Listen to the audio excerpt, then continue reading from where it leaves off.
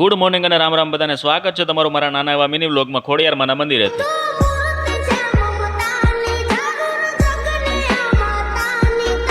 ખોડિયારમાંના મસ્ત મજાના દર્શન કરી લીધા ને થઈ ગઈ બપોરના જમીન ફટાફટ હું હાલવા માંડ્યો હોસ્પિટલ બાજુ. હોસ્પિટલમાં થોડાક પેશન્ટ હતા તો પેશન્ટનું થોડું કામ પતાવી નાખ્યું અને આજનો દિવસ ફટાફટ નીકળી ગયો ને થઈ ગઈ હાંજ.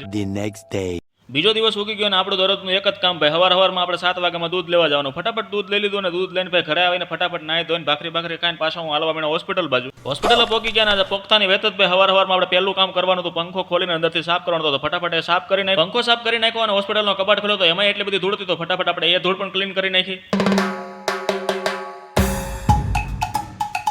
એટલું કામ પતાવ્યું હતા. બપોરના 1 વાગી ગયા ને લાગી ગઈ ભૂખ એટલે હું ફટાફટ નીકળી ગયો કાર લઈને ઘરે જમવા માટે.